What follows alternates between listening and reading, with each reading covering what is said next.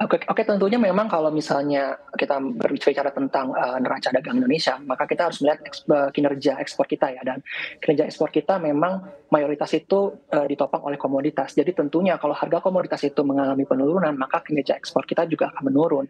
Nah, di lain sisi nih kita melihat bahwa, pemulihan ekonomi Indonesia atau pemulihan ekonomi domestik kita ini sangat terakselerasi ya, dibuktikan dengan, data GDP, kuartal 2 tahun ini yang di atas ekspektasi market. Jadi memang ketika impor itu menguat dan ekspor kinerjanya menurun karena ada tekanan dari harga komoditas yang menurun, maka memang kemungkinan tren ke depan dari neraca dagang Indonesia ini ya masih bisa kemungkinan surplus, tapi trennya akan terus menyusut. Oke, baik. Kemudian dari konsensus pasar yang dihimpun oleh CNBC Indonesia dari 12 lembaga ini kan memperkirakan bahwa sebetulnya masih akan surplus untuk neraca perdagangan pada bulan Juli. Meskipun sebetulnya angkanya juga semakin tipis di kisaran 3,81 miliar dolar Amerika Serikat. Anda sendiri melihat apakah mungkin begitu angka ini untuk neraca perdagangan di bulan Juli?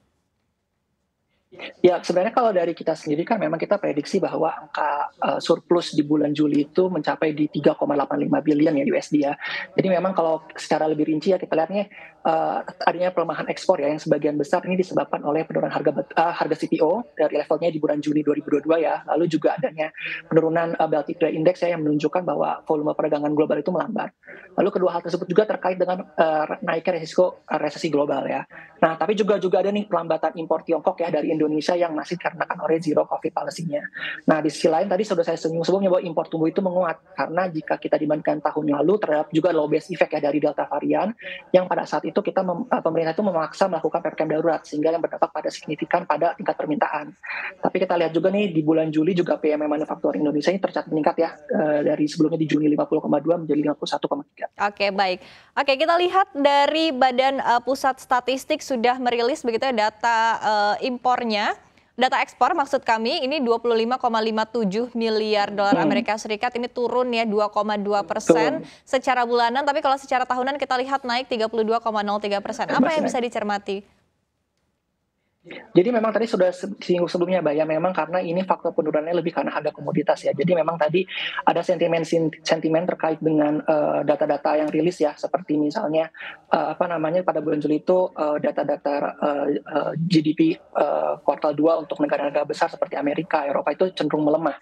Sehingga ini mengindikasikan bahwa permintaan global itu cenderung melemah dan ini menimbulkan, naiknya, resiko dari, resesi global. Jadi memang ini, sentimen ini mempengaruhi, harga ke depan dan memang diprediksi juga harga akan menurun. Jadi kalau harga komoditas menurun memang ekspor juga kemungkinan akan menurun. Oke, kemudian tadi salah satu poin yang menarik juga kalau kita lihat adalah terkait dengan inflasi dan juga ancaman perlambatan ekonomi global khususnya untuk negara-negara mitra kita begitu. Karena kalau kita sendiri kan masih disebutkan masih cenderung aman mengingat masih Ya. mengandalkan komoditi super cycle ataupun juga windfall dari komoditas. Nah, Anda melihat mungkin terkait dengan hal ini seperti apa bisa berdampak kepada neraca perdagangan kita? Jadi memang Wak, bener banget. Sebenarnya gini, sebenarnya sih, kalau misalnya ini terus berlanjut ya, beberapa misalnya data-data, seperti untuk kinerja ekspor itu seperti, data pertumbuhan ekonomi beberapa negara nanti ke depannya terus melambat, tentunya pastinya menjadi sentimen yang negatif ya untuk permintaan gitu. Tapi memang, kalau kita melihat sih penurunannya ini memang tidak akan dalam ya, masih akan turun tapi cenderung nanti ke depan akan sideways. Jadi memang ini ekspor ini masih cenderung akan relatif kuat secara year on year ya.